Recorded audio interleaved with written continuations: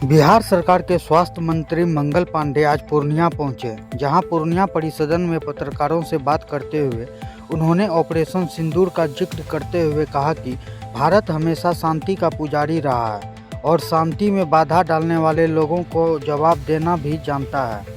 उन्होंने कहा कि प्रधानमंत्री ने विश्व समुदाय को स्पष्ट संदेश दे दिया है कि अब बात दो ही मुद्दे पर होगी, आतंकवाद और पीओके। इसके सिवा किसी अन्य मुद्दे पर कोई बात नहीं होगी। उन्होंने सेना के शौर्य पर भी प्रसन्नता जाहिर करते हुए कहा कि बिहार के भी 4 सपूत ऑपरेशन सिंदूर में शहीद हुए हैं। उनके बलिदान को देश नमन करता है।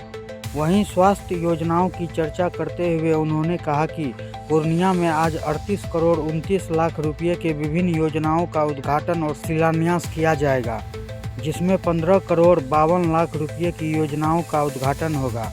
वहीं 54 करोड़ 52 लाख रुपये की लागत से 38 हेल्थ एवं वेलनेस सेंटर का शिलान्यास किया जाएगा। उन्होंने कहा कि बिहार के सभी जिले में दवाई के रखरखाव के लिए वेयर हाउस का भी निर्माण किया जाएगा। वहीं स्वास्थ्य मंत्री मंगल पांडे ने कांग्रेस पार्टी पर पलटवार करते हुए कहा कि कांग्रेस पार्टी की स्थिति यह हो गई है कि अब कोई जनसभा नहीं करना चाहते। उनकी जनसभा में लोग नहीं जुड़ते हैं।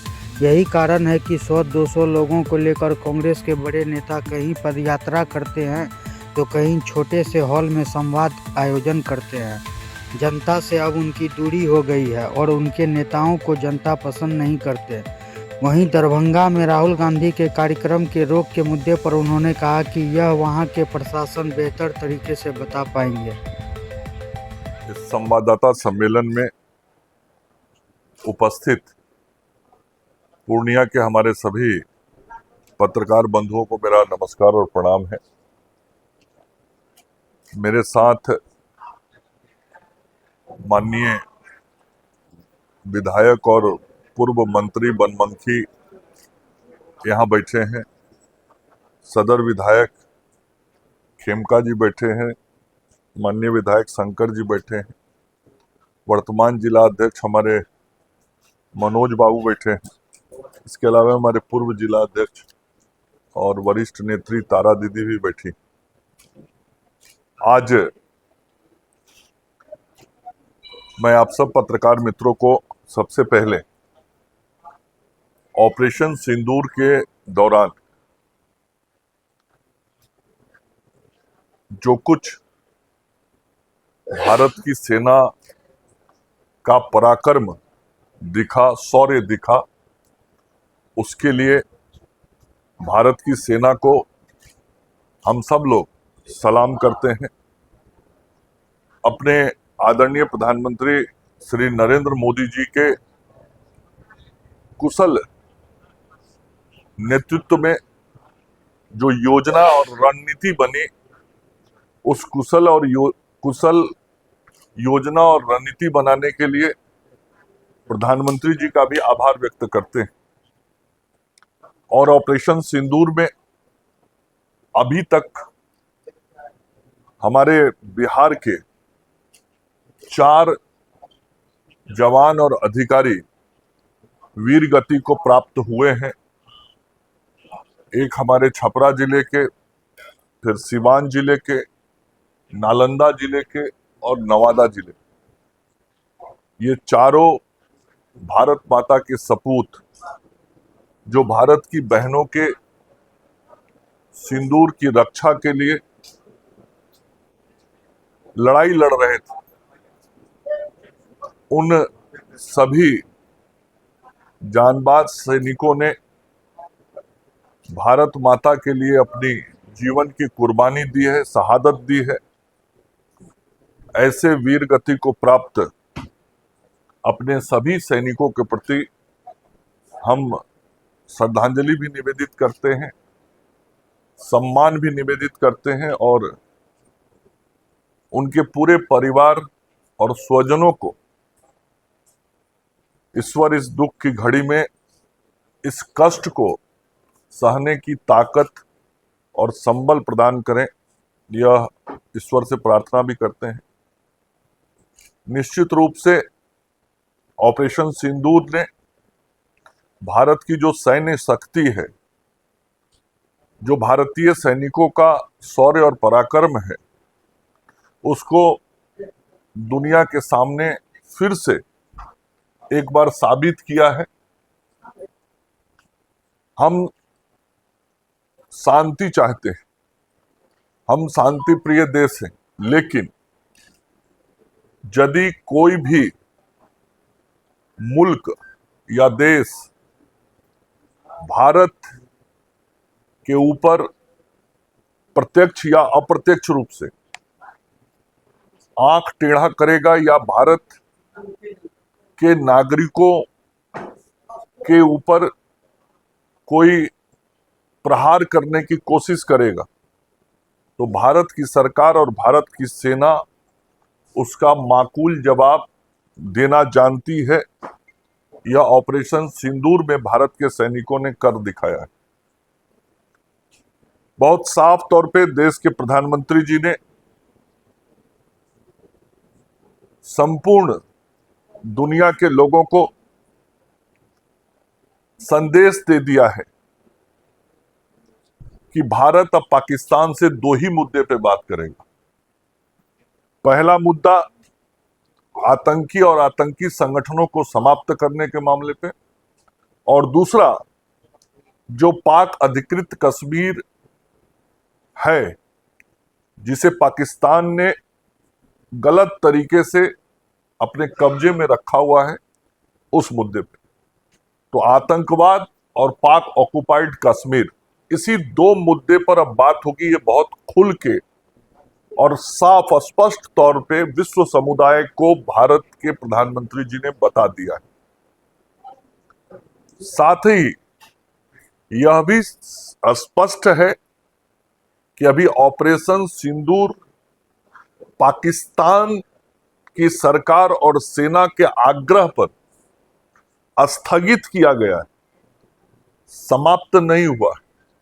यदि पाकिस्तान ने गलती से भी कोई हिमाकत की तो जिस तरीके से पाकिस्तान को बर्बाद किया गया है, इससे भी बुरा परिणाम झेलने के लिए पाकिस्तान तैयार रहे। यह भी बहुत स्पष्ट रूप से हमारे देश के आदरणीय प्रधानमंत्री नरेंद्र मोदी जी ने विश्व समुदाय के सामने भारत के पक्ष को स्पष्ट तौर पर रख दिया है।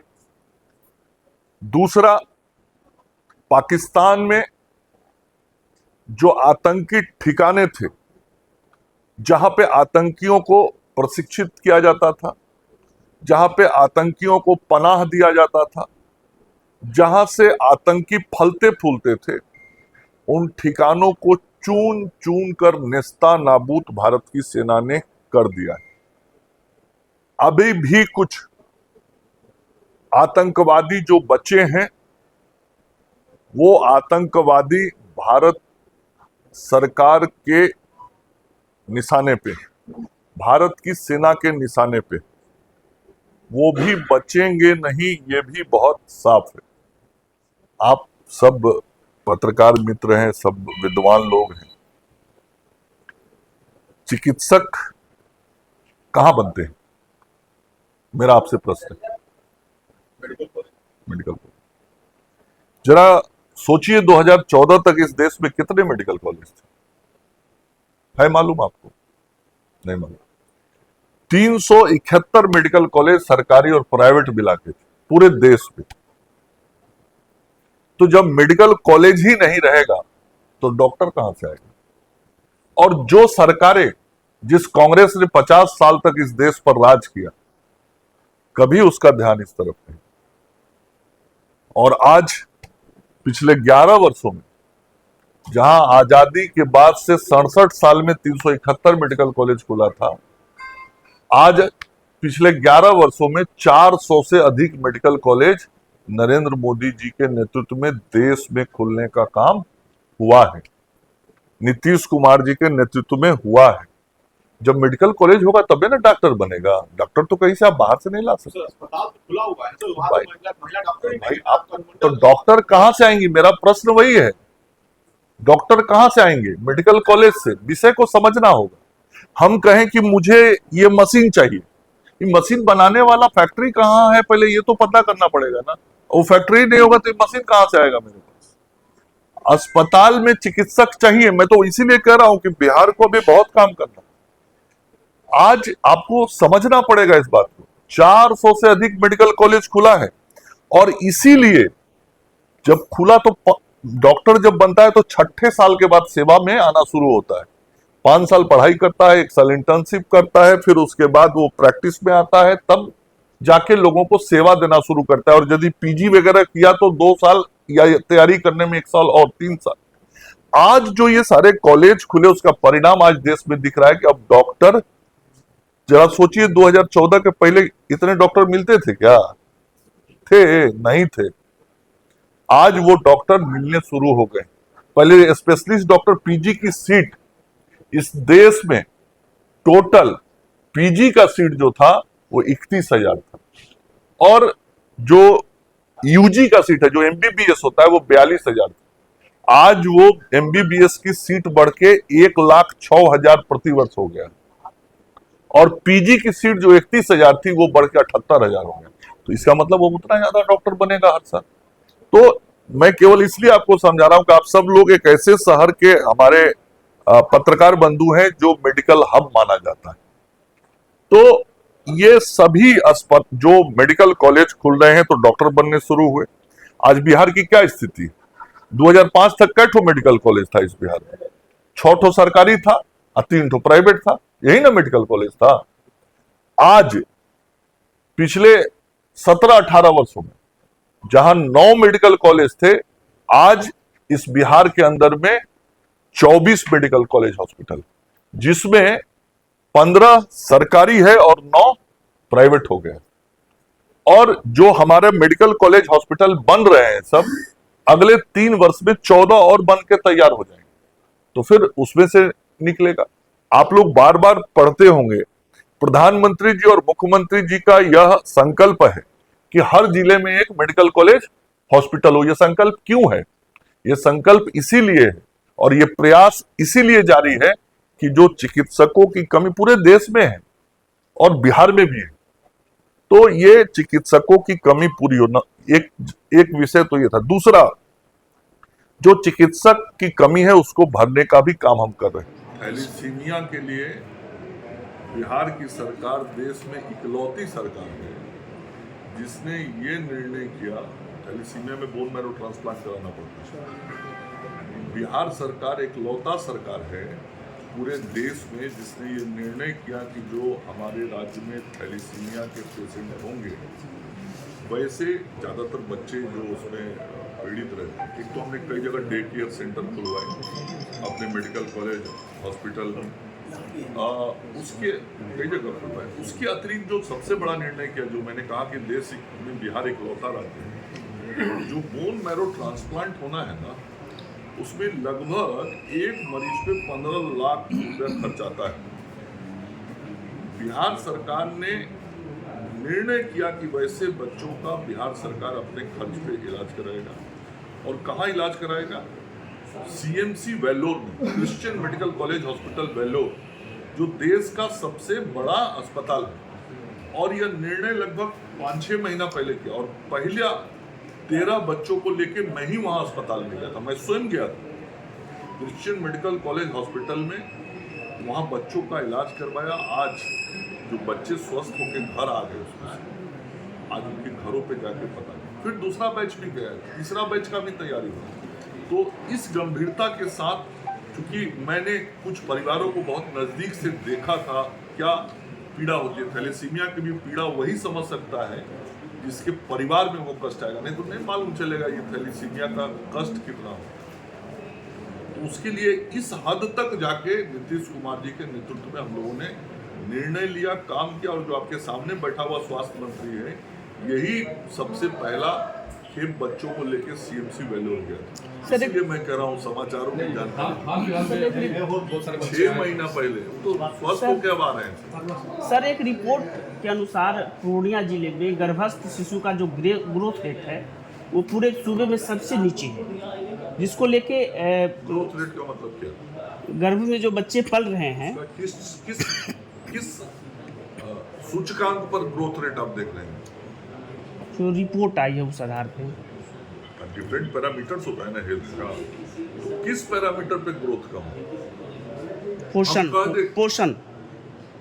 माने जो पेट में बच्चा है उसके पोषण में कम। जी जी। पूरे बिहार में ये जो पोषण का विषय है, इसके लिए राज्य की सरकार विशेष अभियान चला के काम कर रही है। जब बच्चा गर्भ में होता है तो उसकी माँ का पोषण का बहुत मतलब होता है। माँ को जितना पोषक तत्व मिलता है वही बच्चे को जाता है। तो बिहार सरकार स्वास्थ्य विभाग ही नहीं, अन्य विभागों के भी माध्यम से, क्योंकि कई कंसर्न डिपार्टमेंट होते हैं जो ग्रामीण क्षेत्रों में पोषण के लिए बच्चों को भी और उनकी माताओं को भी पौष्टिक आहार उपलब्ध कराते हैं। और इसके ये परिणाम आए हैं कि पिछले एक दशक में बिहार में इसमें बहुत सुधार हुआ है। आगे अभी और सुधार करने की जरूरत है, मैं इससे सहमत हूँ।